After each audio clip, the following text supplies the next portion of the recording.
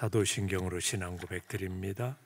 나는 전능하신 아버지 하나님 천지의 창조주를 믿습니다. 나는 그의 유일하신 아들 우리 주 예수 그리스도를 믿습니다. 그는 성령으로 잉태되어 동정녀 마리아에 나시고 본디오 빌라도에게 고난을 받아 십자가에 못 박혀 죽으시고 장사된 지 사흘 만에 죽은 자 가운데서 다시 살아나셨습니다. 하늘에 오르시어 전능하신 아버지 하나님 우편에 앉아 계시다. 거기로부터 살아있는 자와 죽은 자를 심판하러 오십니다. 나는 성령을 믿사오. 거룩한 공회와 성도의 교제와 죄를 용서받는 것과 몸의 부활과 영생을 믿습니다. 아멘. 오늘 하나님께서 우리들에게 주시는 말씀은 신약성경 에베소서 2장 1절로 10절에 있는 말씀입니다.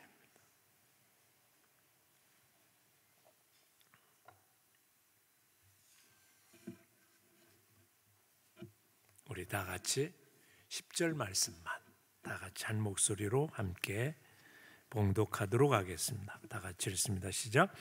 우리는 그가 만드신 바라 그리스도 예수 안에서 선한 일을 위하여 지으심을 받은 자니 이런 하나님이 전에 예비하사 우리로 그 가운데 행하게 하려 하심이니라. 아멘. 오늘도 하나님이 우리에게 주신 복된 날입니다. 찬송 365장 마음속에 근심 있는 사람 찬양하며 힘차게 나아갑니다. 우리 함께 박수하면서 찬양하겠습니다. 마음속에 근심 있는 사람 주 예수 앞에 아뢰어라. 슬픈 마음 있을 때라도 주 예수께 아뢰라. 주 예수 앞에 아뢰어라. 조리의 친구니 무엇이나 근심하지 말고 주 예수께 아뢰라. 눈물 나며 기쁜 한숨 쉴 때 주 예수 앞에 아뢰어라. 은밀한 죄 내게 있더라도 주 예수께 아뢰라. 주 예수 앞에 아뢰어라. 조리의 친구니 무엇이나 근심하지 말고 주 예수께 아뢰라. 괴로움과 두려움 있을 때 주 예수 앞에 아뢰어라. 내일 일을 염려하지 말고 주 예수께 아뢰라. 주 예수 앞에 아뢰어라. 조리의 친구니 무엇이나 근심하지 말고 주 예수께 아뢰라.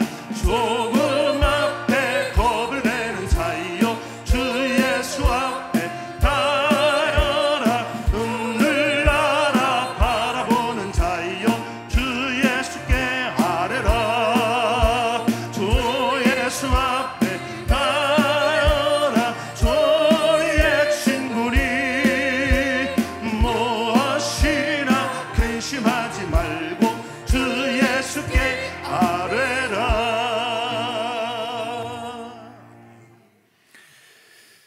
하나님 감사합니다. 오늘 우리에게 하나님의 말씀을 들을 수 있는 시간을 허락하시고 이 시간 성령님께서 우리 마음을 주장하셔서 우리 귀가 열리고 마음이 열려 이 시간 우리의 삶이 치료되고 위로받고 힘을 얻는 그런 은혜의 시간이 되게 하옵소서. 사랑 많으신 우리 구주 예수 그리스도의 이름으로 기도드리옵나이다. 아멘. 제가 올해 들어서 치유에 대한 얘기를 이제 5번째 하게 됩니다. 2월에 하고 3월이 교회 설립 기념주일도 있고 부활절도 있어서 교회에 대한 이야기를 하다가 다시 치유에 대한 이야기로 돌아옵니다.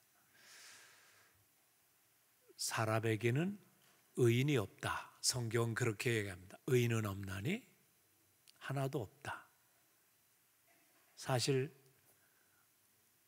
육신적으로도 사실 우리는 건강한 것 같으나 건강하지 못한 사람이 참 많이 있습니다. 아니, 난 몸에 아픈 데가 없는데요. 그렇게 말할 분이 계실지 몰라요. 병원에 가서 MRI를 찍고 CT 촬영을 해도 별로 이상이 없다고 얘기할 수도 있습니다. 그런데 우리의 마음의 병은 세상에 가장 좋은 엑스레이나 어떤 MRI 그런 촬영 기계로도 촬영할 수가 없어요. 나타나지 않는 병입니다. 육신의 병은 수술대에 올라 수술을 하면 다 치료되는 것은 아니지만 대부분 치료받을 수 있습니다. 그런데 문제는 우리의 마음의 질병들은 병원에 가서 수술로 고칠 수 있는 게 아닙니다. 참 고치기가 어렵습니다. 그런데 이런 마음의 병들이 우리 안에 들어와서 질병이 되면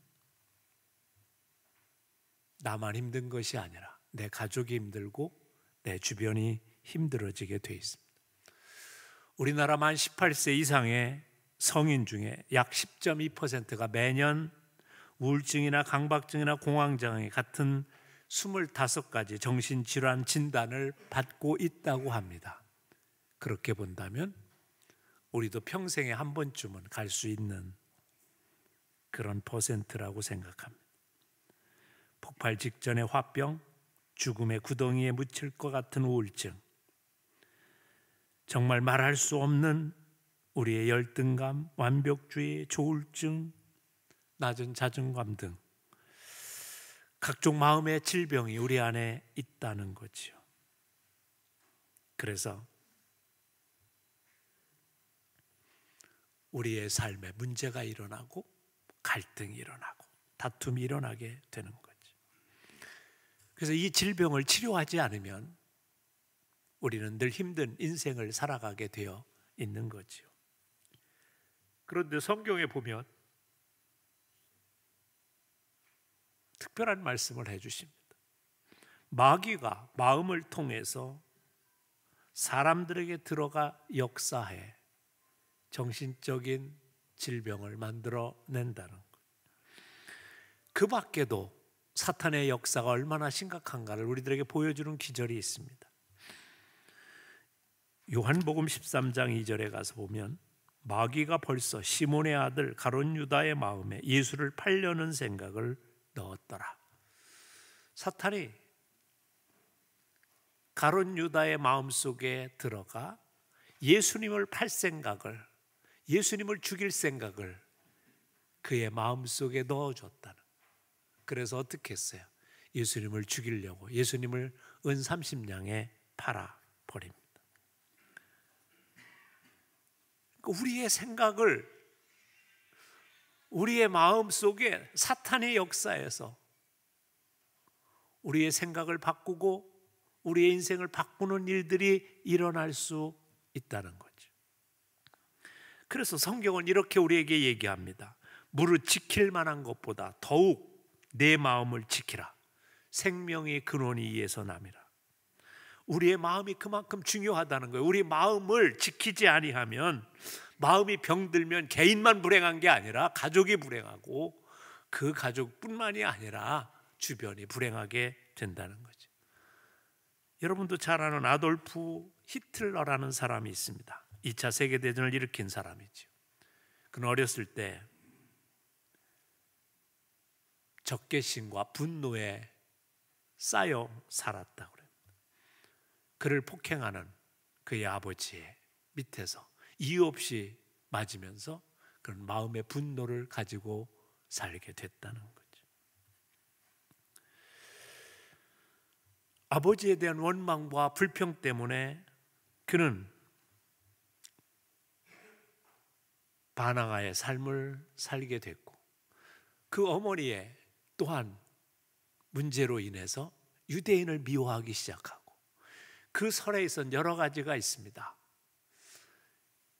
그의 학교 선생님이 유대인 선생님이었는데 그의 재능을 무시하고 그를 짓밟았다는 그런 이유도 있고, 그의 어머니가 불륜의 대상이 유대인 의사여서 그렇다는 얘기도 있고, 독일의 그런 모든 경제를 유대인들이 지배하고 있기 때문에 거기에 대한 반항으로 그랬다는 얘기도 있습니다. 물론 어떤 것이 문제는 그의 병든 마음이 문제였다는 거죠. 유대인에 대한 징후는 결국 600만 명의 유대인, 이유 없이 그들을 살해합니다. 그리고 2차 세계대전을 일으켜서 수천만 명의 인류를 죽음 속으로 몰아넣습니다. 한 사람의 비극이 한 사람의 병든 마음이 얼마나 큰 문제를 일으켰나를 볼 수가 있습니다. 그러면 이런 마음을 어떻게 치유할 수 있을까 하는 것. 제가 상한 마음이라고도 쓰고 병든 마음이라고도 쓸 텐데, 아마 상한 마음은 상책이 난 자그마한 마음이고 병든 마음은 좀 오래된 마음이라고 생각할 수도 있습니다. 여러분이 둘 중에 어느 쪽에 드는 분명히 다 속할 것이기 때문에 제가 이것을 좀 섞어서 사용할 것입니다. 그러면 어떻게 이 상처를 치유하고 건강해질 수 있을까 하는 것. 소망은 여기 있습니다. 시편 147편 1절 이하에 보면 이런 말씀이 있습니다. 할렐루야, 우리 하나님을 찬양하는 일이 선하며 찬송하는 일이 아름답고 마땅하도다. 하나님을 찬양하는 일이 마땅하다는 거예요. 그런데 그 다음 말이 중요합니다. 여호와께서 예루살렘을 세우심에 이스라엘의 흩어진 자를 모으시며 상심한 자들을 고치시며 그들의 상처를 싸매시는도다. 시인이 인생을 살다 보니까 세상이 사람들의 마음을 치유하지 못하더라는 거예요. 많은 의사가 있고 많은 철학자가 있지만 그들이 마음을 치료하지 못하더라는 거예요. 오직 그 마음을 치료하시는 분은 누구요? 하나님이시더라는 거예요. 그래서 자기는 하나님을 찬양한다는 거예요. 그러면서 이렇게 얘기하는 거예요. 여러분, 하나님만이 우리의 마음을 치유해 주십니다. 그래서 우리가 오늘 가장 중요한 게 있습니다. 우리가 이 하나님의 말씀을 따라서 우리의 마음을 치유해야, 우리의 병든 마음, 우리의 상한 마음을 치유해야 우리가 건강한 인생을 살아갈 수 있다는 거죠. 첫째로, 우리의 상한 마음을 치유받기 위해서는 하나님을 우리의 마음의 주인으로 받아들여야 됩니다. 오늘 1절로 가서 1절 말씀을 우리 한번 다 같이 읽어보겠습니다. 에베소서 2장 1절 말씀 다 같이 읽습니다. 시작. 그는 허물과 죄로 죽었던 너희를 살리셨다. 우리 보고 죽었다고 그래요. 아니, 우리가 살아있는데 왜 우리 보고 죽었다고 그래요? 예, 육신은 살아있는데 영이 죽었다고 그럽니다. 영이 죽었다는 말은 하나님으로부터 끊어졌다는 겁니다. 하나님과 단절됐다는 거죠. 우리가 세상에 살다 보면 어때요?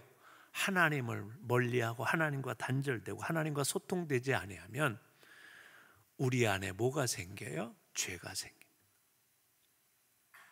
그리고 우리 안에 뭐가 들어와요? 그 죄가 들어오므로 우리 안에 하나님이 원래 주셨던 기쁨과 사랑과 소망은 사라지고 원망과 불평과 미움과 짜증이 우리를 지배하게 돼 있습니다.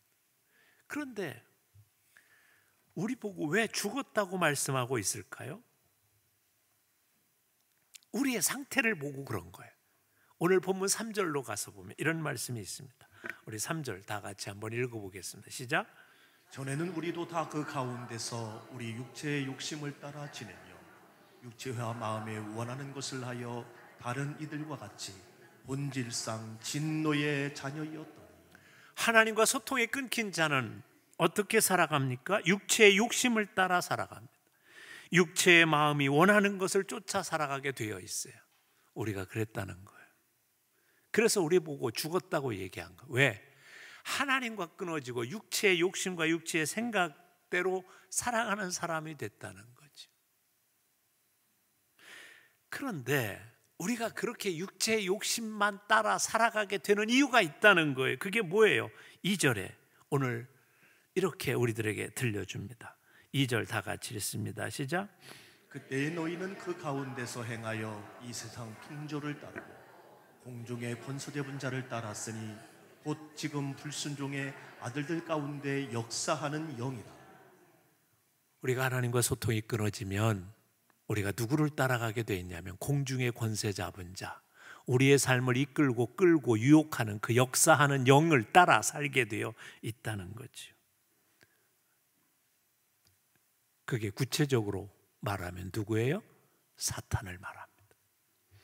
우리 마음속에 이 사탄의 악한 영을 불어넣어주면 우리가 자기 욕심대로 살고 자기 성질대로 살고 자기 생각대로 살게 되어 있다는 거죠. 그래서 성경은 우리의 삶이 어떤 삶이라고 그랬어요? 야, 너희의 싸움은 혈과 육의 싸움이 아니라 악한 영과의 싸움이야. 성경이 그렇게 얘기하는 이유는 뭐냐면 우리가 세상을 살아갈 때 우리가 세상을 살아가는 방법이 혈과 육에 관한 싸움이 결과가 아니라 악한 영과의 싸움에서 지는 것 때문이다. 그 말을 하는 거예요. 그런데 이 악한 사탄의 전략은 언제부터 시작됐냐면 아담과 하와부터 시작했어요. 아담에게 와서 야, 하나님 말 듣고 지금 살고 있지? 야, 하나님이 너한테 얘기 안 한 거 있어. 저 선악과 먹으면 너 하나님하고 같아진다? 이게 뭐예요?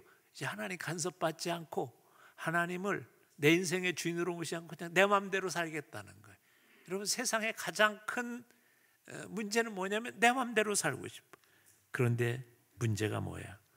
내 마음대로 사니 안 되더라는. 그래서 상처가 생기고 아픔이 생기는 거예요. 그런데 오늘 성경은 참 중요한 얘기를 해줘요. 사탄이 우리를 어떻게 이끌고 어떻게 유혹하고 어떻게 우리를 끌고 가고 있는가 하는 걸 두 가지를 2절과 3절에서 얘기합니다. 2절은 뭐냐면 세상 풍속이라는 거예요. 세상 문화. 참 우리 문화를 보면요, 옛날에는 저렇게 하면 말도 안 됐는데 요즘은 당당해요. 그런 게 많이 있어요. 예전에는 저 나쁜 게 아니었어. 아니, 아주 나쁜 거였어. 근데 요즘 가만 보면 그게 별로 나쁜 게 아니라 무슨 낭만이요, 그게 무슨 굉장히 유행하는 거예요. 별로 죄로 여기지 않아요. 사탄은 우리의 문화를 통해서 우리를 어떻게 점점 타락의 길로, 부패의 길로 인도해 간다. 나도 모르는 사이에. 두 번째는 뭐냐면 우리의 욕심을 자극합니다. 야, 너는 세상에서 다 할 수 있어. 그래서 우리에게 무슨 소확행이니 그런 어떤 키워드를 주면서 우리를 자꾸 어디로 얘기해요? 네 욕심대로 살아, 네 마음대로 살아. 그래서 죄악된 삶으로 사탄은 우리를 점점 유혹해 끌고 갑니다. 이 사탄이 쓰는 두 가지 방법이라고 이미 2000년 전에 사도 바울은 이 얘기를 우리에게 들려주고 있는 거예요. 하나님의 형상대로 지음받은 인간은요, 하나님이 영이 그 안에 있어야 참 기쁨과 만족과 행복을 누리며 살게 되어 있습니다. 이건 그 어떤 것으로도 채울 수 없습니다. 그런데 우리는 하나님과의 관계가 끊어지고 하나님이 내 마음에 없으니까 세상의 문화와 세상의 욕심이 내 안에 들어와 그것 가지고 살라고. 그러다 보니 만족이 없어요. 기쁨이 없어요. 그래서 이 세상에 대한 굶주림, 채워지지 않는 목마름, 이것으로 인하여 세상의 욕망에 취해서 비틀거리며 살게 되어 있는 게 우리의 인간. 그래서 생겨나는 게 뭐예요? 상처요, 허물이요, 아픔이요, 고통이라는 거. 우리가 그렇게 헤매는 걸 보고 하나님께서 참 최고의 방법을 만들어 놓으셔서 우리가 이 욕심을 쫓다 세상의 문화에 끌려가는 이 삶을 되돌리게 하시려고 하나님께서 너무나 많은 일들을 하셨어요. 우리에게 사실은 잘못된 방향으로 나가는 걸 깨닫게 하시려고 가르쳐 주신 게 있어요. 그게 양심이라는 거예요. 로마서 1장 19절에 보면 이런 말씀이 있어요. 이는 하나님을 알만한 것이 그들 속에 보임이라. 하나님께서 이를 그들에게 보이셨느니라. 하나님 우리에게 양심이라는 걸 주셔서 이게 옳은 건가 그런 건가를 판단하게 하셨어요. 그런데 문제는 뭐예요? 하나님을 알만한 것들을 우리에게 허락해 주시고 이 자연을 주셨는데 28절에 보면 로마서 1장 28절에 이런 말씀이에요. 또한 그들이 뭐라고 그랬냐면 마음에 하나님 두기를 싫어하며. 그런데 인간들이 그런 양심을 내 마음에 두기를 싫어해요. 그래서 어떻게 해요? 그렇게 살다가 내 욕심대로 못 살거든. 그러니까 그것을 포기해버려요. 하나님을 아는 걸 포기하고 하나님 내 인생을 간섭하는 게 불편해요. 그러니까 무시해버린다는. 그게 인간의 마음이라는 거예요. 왜 인간이 병들게 돼 있냐? 여기서부터 출발했다는 거예요. 하나님을 상실한 마음을 내버려 두면 아담이 타락한 것처럼 결국 뭐예요? 타락하게 되고 그 아담의 후손 가인과 아벨은 결국 미움으로 사람을 죽이게 되는 이런 범죄까지 범하게 된다는 거예요. 그래서 성경은 이렇게 일어나는 마음의 병들을 갈라디아서 5장 19절에서 계속 얘기합니다. 뭐예요? 음행과 더러운 것과 호색하는 것과 시기와 질투와 미움과 원망과 이런 것들이 우리들에게 나타나기 시작한다는 거예요. 이걸 에베소서에서는 한마디로 2장 1절은 이렇게 합니다. 마음의 병인 허물이 우리 안에 나타난다. 이 허물, 상처, 이 병듦, 그 이유가 뭔지 아세요? 이 세상에 우리 마음을 해치는 수많은 병균을 이미 사탄이 깔아놨기 때문에 그렇습니다. 그러면 이 병든 마음을 어떻게 치유할 수 있을까요? 병원에 가면 우리가 감기가 왔는데 머리가 많이 아프고 막 열이 오르고 콧물이 나고 그러면 의사가 이렇게 보고 해열제 주고 코막힘 약 주고 그래서 어떻게 해요? 증상을 치료합니다. 혈압이 막 오르면 혈압약을 줘서 혈압을 내리는 약을 줘서 혈압을 내리게 만든, 이걸 뭐라고 그러냐면 증상치유라고 그래요. 증상치유는 그때에 일어나는 현상을 그때그때 치료하는 거예요. 그래서 그 약 먹고 잠깐 나요. 또 감기 안 걸리나요? 또 걸려. 왜냐하면 근원적 치료가 없기 때문에 그런 거예요. 우리가 교회에서 때때로 막 은혜 받았다고 할렐루야 아멘 막 갑자기 성령 충만 받은 것 같다고 또 보니까 어때요? 똑같아. 그래서 중요한 게 뭐냐면 질병의 근원을 치료해야 돼요. 왜 이 사람이 열이 올라가는지, 이 사람이 왜 혈압이 올라가는지 그 근원을 치료할 수 있어야 돼요. 근데 마음의 질병의 근원이 출발이 어디라고 그래요? 하나님을 그 마음에 두기를 싫어하는 데서부터. 원래 우리 인간을 만드시고 하나님께서 하나님의 영으로 우리 안에 부어주셔서 하나님의 영이 우리 안에 있어야 우리가 건강하고 행복하고 보시기에 좋은 삶을 사는데, 그게 아니라 하나님을 빼잡고 왜 불편해 사는데, 그래서 내 멋대로 살고 싶고 내 욕심대로 살고 싶고 내 생각대로 살고 싶고 그러다 보니 어때요? 이 세상에 퍼뜨리는 질병이 우리 안에 들어오는 거예요. 인간의 문제가 뭐냐면 이 세상의 질병이, 사탄이 만들어 온 질병의 균이, 마음의 질병의 균이 퍼져 있다는 사실을 우리가 잘 깨닫지 못하는 거예요.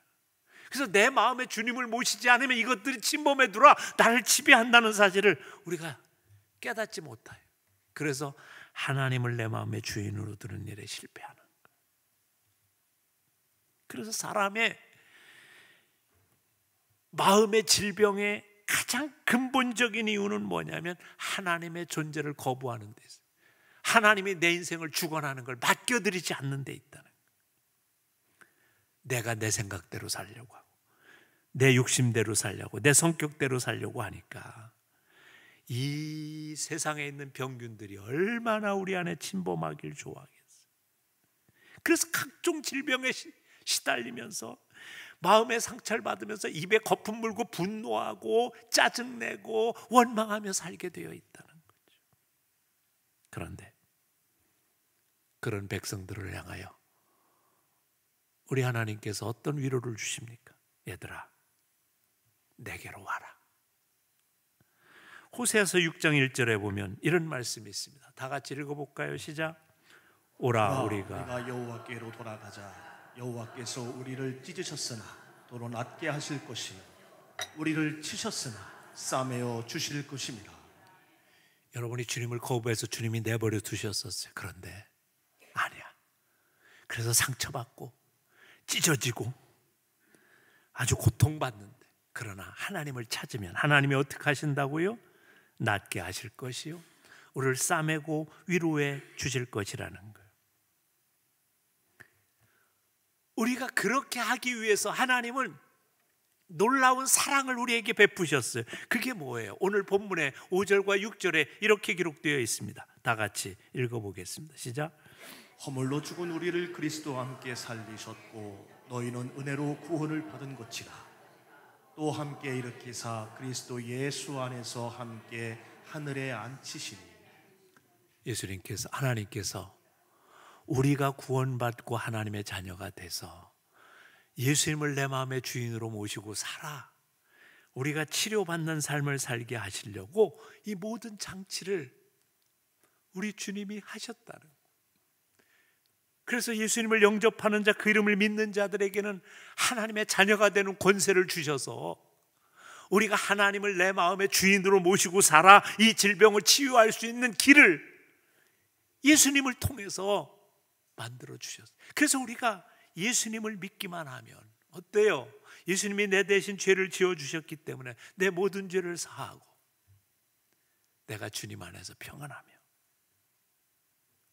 위로받고 살 수 있고 치료받고 살 수 있도록 우리 하나님이 장치를 만들어 놓으셨다는 거예요. 그런데 문제는 이런 하나님의 사랑을 내 안에 받아들이지 않고 하나님께 내 인생을 맡기지 않기 때문에 내가 그 짐을 다 짊어지고 내 인생을 살아가니까 얼마나 힘든지, 얼마나 내 맘대로 따라주지 않는 가족이 믿고 내 주변이 믿고 세상이 믿고 그래서 원망하며 살게 되어 있는 거예요.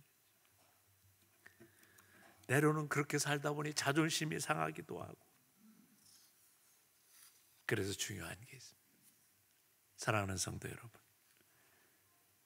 하나님이 우리를 사랑하셔서 이 귀한 하나님의 방법을 우리에게, 치료의 방법을 주셨다면 이제 뭐예요? 괴로워하지 말고 혼자 애쓰지 말고 이걸 감추거나 피하지 말고 주님 앞에 이 무거운 짐을 가져오는 거예요. 수고하고 무거운 짐진 자들아 다 내게로 와라. 내가 너희를 쉬게 하리라. 주님 앞에 오는 거예요. 그렇게 하면 하나님이 우리를 치유하신다는. 그래서 우리가 해야 될 일이 있어요. 우리의 상한 마음을 하나님을 믿고 하나님께 내어 맡기고 있는 그대로 하나님 앞에 치유의 기도를, 치유받기 위해 간구하고 부르짖고 기도할 줄 알아야 된다는 거예요. 하나님은 무엇으로 우리의 병든 마음을 고쳐주실까요? 고쳐주시는 하나님의 이유가 뭘까요? 8절에 이렇게 기록합니다. 다 같이 읽읍시다. 시작. 너희는 그 은혜에 의하여 믿음으로 말미암아 구원을 받았으니 이것은 너희에게서 난 것이 아니요 하나님의 선물이라. 하나님의 선물이 있어요. 하나님이 주시는 것. 병원에 가도요 병원비를 내야 되는데 하나님은 그게 아니라 그냥 주시겠대. 근데 그게 뭘까요? 오늘 두 가지를 설명. 하나는 하나님의 은혜요, 하나는 믿음이라는 통로를 통해서요. 하나님이 우리를 사랑하셔서 하나님이 세상을 이처럼 사랑하사 독생자를 주셨으니 누구든지 그를 믿는 자마다 뭐예요? 멸망하지 않고 영생을 얻게 하는. 여기서 세상을 나로 바꿔서 해보세요. 시작. 하나님이 나를 이처럼 사랑하사 독생자를 주셨으니 이는 그를 믿는 자마다 멸망하지 않고 영생을 얻게 하려 하심이라. 이 말씀이에요.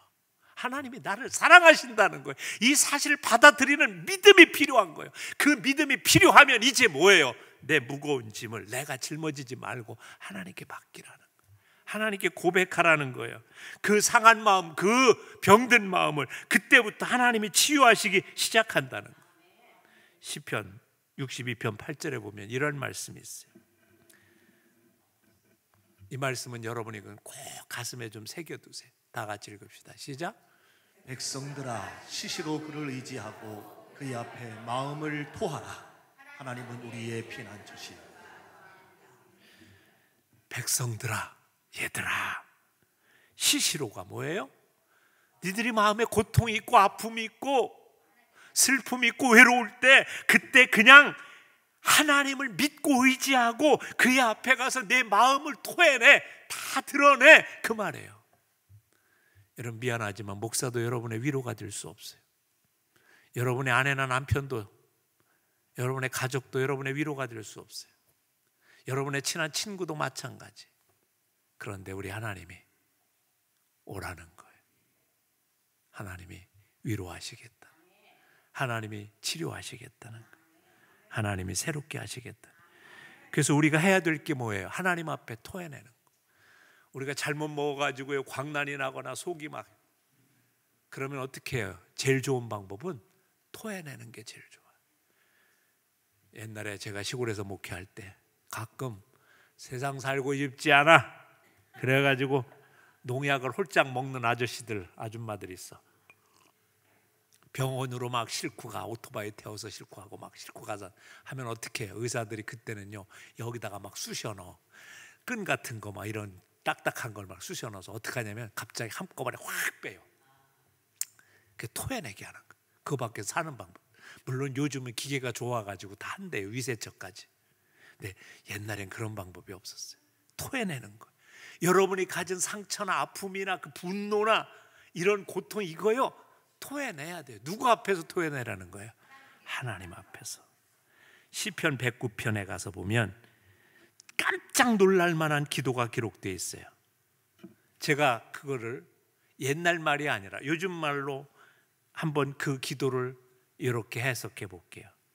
잘 들어보세요. 하나님, 그의 마누라가 과부가 되게 하시고 그 자식들은 고아가 되게 하시고 그 가족들이 거지가 되어 빌어먹게 하시고 더 나아가 그 집안의 씨를 말려 대가 끊어지게 하옵소서. 이게 기도예요?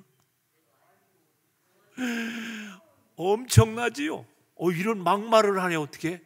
이게 누구의 기도인지 아세요? 성경에 나오는 다윗의 기도예요. 그렇게 성군인 다윗도 마음에 불이같이 막 성질이 나니까, 그래서 그걸 가지고 사람한테 퍼본 게 아니라 어디 가서? 하나님 앞에 가서, 하나님, 저 인간이 마누라가 과부가 되게, 뭐예요? 저 인간 돼지게 해주시고 이거예요. 저 애들이 고아가 되게, 아이고 그냥 다 죽게 해주시고 이런 얘기예요.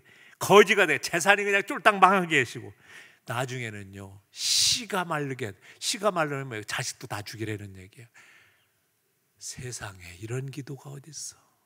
근데 그 기도를 다윗이 드리고 있어요. 여러분도 그런 기도를 드릴 때가 있을 거예요. 제가 2부 설교를 마치고 했더니 우리 집사님 한 분이 저한테 쫓아와서, 목사님, 제가 그런 기도를 일주일 내내 드리고 왔네요. 그리고 토설하고 가셨어요. 그럴 수 있어요. 그런데 그걸 하나님 앞에 와서 고백하는, 그 기도가 이루어지진 않아요. 왜? 여러분의 마음대로 드리는 기도이기 때문에 하나님이 절대 안 들어주셔. 그러나 중요한 건 뭐냐면 여러분의 마음에 상한 것들을 하나님 앞에 토하라는 거예요. 고백하라는. 여러분, 남편이 미우신 분 있지요? 하나님, 제 남편을 죽이고 싶도록 밉습니다. 어떻게 손 좀 봐주시면 안 되겠습니까? 그럴 수 있어요. 이해해요. 우리 시어머니 정말 꼴보기 싫도록 미워요. 하나님이 어떻게 손 좀 봐주세요. 할 수 있어요. 근데 하나님 앞에 가서 하라는 거예요. 하나님 앞에 토해서 고백하라는. 이런 분이 있을 거예요. 시어머니 얘기하니까, 우리 며느리 꼴도 보기 싫은데 하나님이 좀 조져주세요. 그럴 수도 있어요. 근데 하나님 앞에 가서 하라는 거예요. 토하라는 거예요. 하나님 앞에. 그러면 하나님이 이렇게 해줄 거예요. 야, 넌 그게 기도라고 하냐? 너 수준이 그거밖에 안 돼. 하나님이 여러분의 마음을 책망하시고 만지시고 고치시고 위로하시고 격려하시고 하면서 만들어서 치워야 돼요. 그래서 다윗이 나중에는요 이렇게 악담하며 기도하다가 뭐예요? 하나님의 뜻대로 하옵소서. 이렇게 기도가 끝나는 거예요. 그래서 이 길은 토함이 하나님을 믿기 때문에 하는 거예요. 사람이라면 못해요. 사람은 가서 다 떠들어. 저 인간이 와가지고 이렇게 했어요. 안 돼요. 마지막으로 중요한 게 있어요. 말씀에 따라 순종하는 싸움을 싸우셔야 돼요. 하나님이 우리의 상한 마음을 치유하시고 병든 마음을 치유하시고 나면요, 치유가 돼요. 근데 요요 현상이라는 게 있어요. 다이어트 하는 사람들은 잘 알 거예요. 내가 살을 막 뺐어. 10kg를 뺐는데 그 다음에 요요 현상이 와. 요요라는 건 장난감이 이렇게 던지면 다시 돌아오는 걸 얘기하는. 그래가지고 그 다음에 15kg 갔죠. 그럼 어때요? 안 한만 못해. 우리도 그럴 때가 있어요. 상처를 치료받은 것 같았는데 세상 방법대로 그대로 살아서 다시 더 상처를 받는. 병원에 가서요, 암에 걸린 환자들에게 의사가 꼭 하는 말이 하나 있어요. 그게 뭔지 아세요? 예전 방식대로 살지 마세요. 예전 방식대로 살으면 암이 또 걸려요. 그래서 어떻게 해야 돼요? 이젠 새로운 방법으로 살아야 돼요. 여러분이 예전 방법대로 계속 살면 어떻게 돼요? 또 상처받고 병든 마음 되고 또 다윗처럼 가가지고 막말 기도하고 그렇게 돼요. 그러니 어떡하라는 거예요? 이제는 하나님의 말씀의 방법으로 새롭게 살라는 거예요. 세상 방법으로 살지 말고 하나님의 방법으로 살라는 거예요. 누가복음 19장에 보면 예수님 만나서 치유받은 친구가 있어요. 삭개오라는 친구. 그 친구가 뭐라고 그래요? 많은 사람 앞에 내 소유의 절반을 가난한 자들에게 주겠사오며 만일 누구의 것을 속여 빼앗은 일이 있으면 내가 갑절이나 갚겠나이다. 선포해요. 왜요? 그렇게 살고 싶다는 거예요. 그렇게 살아야 내 질병이 도지지 않기 때문에 그런 거예요. 성경은 그래서 이렇게 얘기해요. 복 있는 사람은 뭐예요?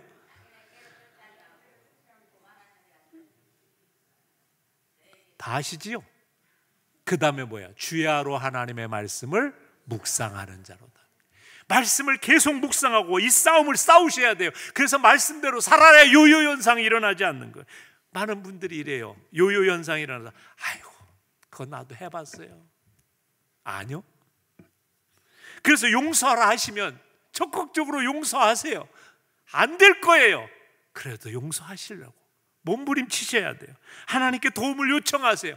화해하라 하시면 화해 가서 하세요.